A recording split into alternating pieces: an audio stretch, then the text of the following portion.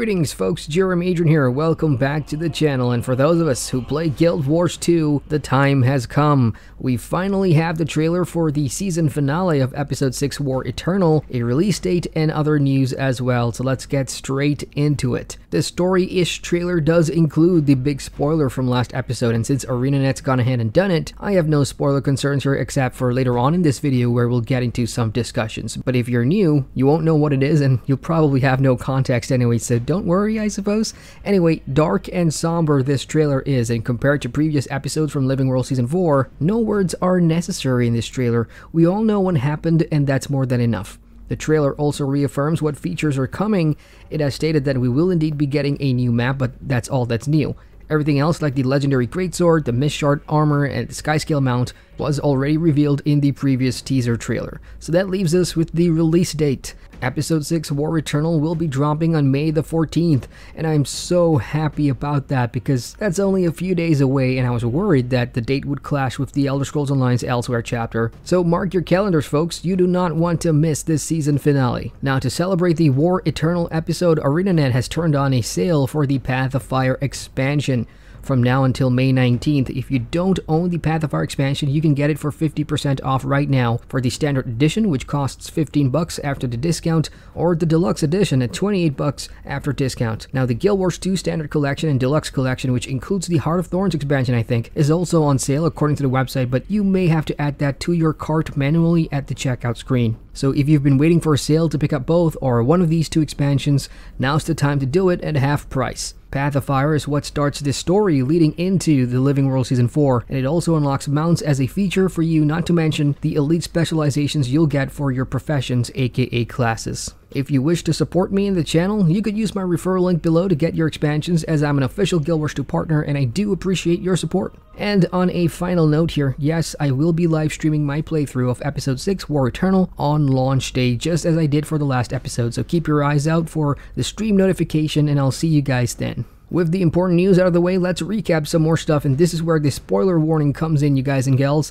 just in case you'd rather not hear about the previous events or the cool stuff the new skyscale mount can do, which was already shown publicly. But anyway, here goes. A spoiler warning. Leave now if you don't want to hear it.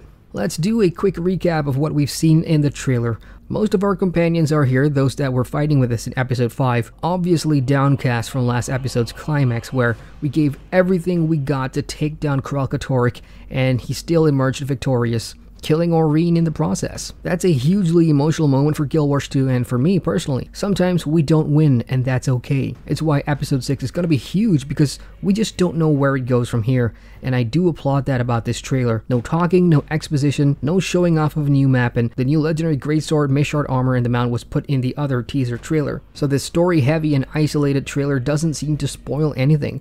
We are still stuck in that moment of grief, which means as soon as we pick up the story, I really do hope it's from this exact same moment because it puts us all back into that emotional bubble, and I want this episode to mean something, since it is the season finale. If you are a new or returning player to the game and have just caught up to this point in the story, there's some great additional reading material that ArenaNet has released on their website that you might like. It's the Requiem series of internal monologues for characters like Kaith and Ridlock and Saphira, which gives us an insight of where their headspace is at due to recent events, and it's really good stuff. So to wrap up this narrative portion, I am expecting to be wowed to the floor again, like I was in Episode 5. I hope they can top up what they've done previously, because this has been a long narrative journey that started way back in Path of Fire that deserves an epic send-off, and I expect no less. And I wonder if you guys feel the same way. Now, from both trailers available at the moment, the only thing we have more information about is the skyscale mount that ArenaNet recently showed off during a Guild Chat livestream. We'll get to that in a bit, but again, to recap in case you missed it, we're getting a new legendary greatsword, the new mist shard armor which is upgradable, and a new map which is unnamed at this point. Episode 6, however, doesn't seem to have any new fractal or a raid wing since it isn't featured in this trailer, so that's perhaps a downer for folks that are looking for that sort of content. I guess the skyscale is all we can talk about briefly here, so let's do it. Again, in case you missed it, the Guild Chat stream gave us a good look at how this dragon mount will operate in game. Vertical takeoff and sustained airborne airborne capabilities thanks to its mechanics that allows us to cling on to surfaces mid-flight, like on walls or the side of cliffs, to recover some of that mechanic stamina. The animations look pretty good. The combat skill, of course, is probably my favorite part because dragon equals fire, and that's always a good time, especially if you are the one dishing it out. Look, I'm excited for this mount just as much as the next player, and I'm looking forward to seeing what I can do with it out in the landscape and in some of the content, but I do have some concerns. I'm worried about the impact this will have on the Griffin mount, Guild Wars 2's original airborne gliding mount that once you got, you'll never go back to anything else. And for those of us that got it during the Path of Fire expansion cycle, it was pretty hard work,